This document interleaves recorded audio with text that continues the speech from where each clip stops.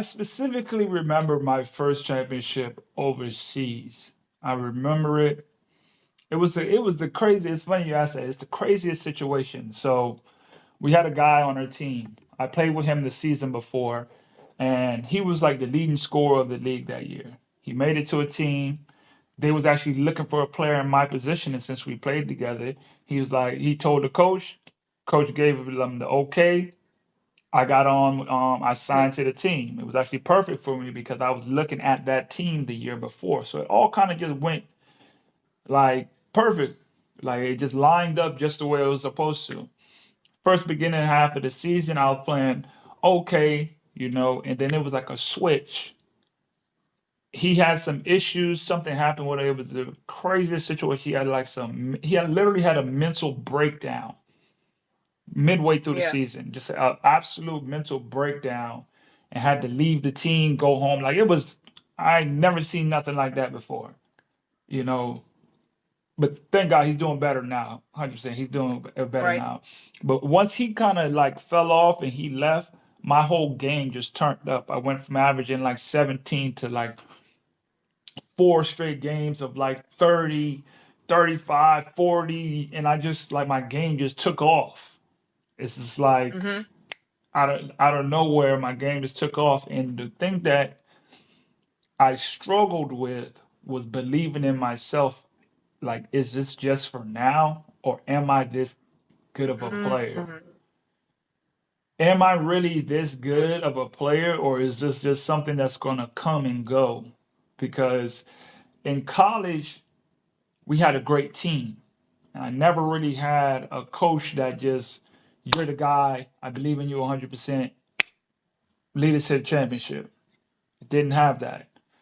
And so I played a little bit of minor league. I never really, we won a championship in the minor league, ABA, but it wasn't, to me, that wasn't really real because this is not their full profession. This is what guys do on the side, still want to play the game. Once you cross overseas and Mm-hmm. you start playing with pros every single day, like this is what we do all day, every day. This is our only job. This is what we're focused on. You know, that's why it's more serious to me in my eyes of how I saw it. So on a bigger stage, and I'm in this situation, I'm playing so good, it's the doubt that am I really this good of a player? And that really was the thing that I struggled with is wondering, hey, are you really? Because I really went on like a tear, like Yeah. started playing amazing, and like it was one like that was my first championship that season. I won. I broke a rebounding record for one game. I had like 29 in the game. Um, I won MVP that year. I won Finals MVP that year. That was the first championship. That team has won in like 10 years up until that time, and I don't even think they won one since then. And that was 2000, what, 15? So 8 years ago. I don't think they won another one since. So, Wow. but for me, it was just doubt. I had to just get over the doubting in myself that hey, you are the player that you are, and this is not an accident that you are this good and you can lead this team to a championship. So that was probably, I would say, my biggest moment I had to get over. Like my biggest yeah, that kind of held me back. That's awesome. That's a good story and a good point. And I know a lot of athletes that go through, doubt in that confidence Hmm. thing. I definitely been through it as well. Now, did the doubt was it just this kind of internal turmoil, or did it seep out into play at all? Nah, it actually didn't seep out into the play, which was it was crazy how it was all forming because I was playing on a level I never played before. And it's like it almost like Mm-hmm. it scared me.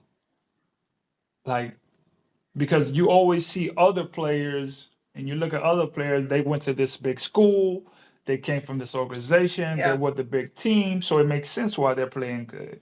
I've never had those opportunities to be on the best club or get the most money or get the most opportunity. I was just a guy trying to scrape by just to play the love of the have the love of the game and do what I want to, you know what I'm saying? Just enjoy playing the game on a professional level. I'm just happy to be here, basically. And Right. then it didn't dawn on me. It's like it's you're more than happy to be here. You belong here and you're dominating here. Like you're not just an average player. You're better than that, you know? And I've never had that recognition before in my life from myself and from my coach, you know, because the coach, he bought into me. He seen how good I was and he was like, hey, you're the guy, 100% do your thing. And just gave me free reins. And that was the first time in my career Yeah. that a coach is like, here, free reins, go be great. So it was a testament to him to see that and not try to hold me back because that's some in some Yeah. situations that will happen. Like coaches won't let you be all that you can be. And so that was at an early age to have a coach say, hey, go be great, go be great. And I was Yeah. able to continue to do what I did. It really let me see that, okay, I can really be this person. I really am great. Not I can be, but I really am great. Right. So yeah. Hey guys, thanks for tuning into the show. Please subscribe on our YouTube, Spotify, Apple, and wherever you listen to your podcast. I greatly appreciate it.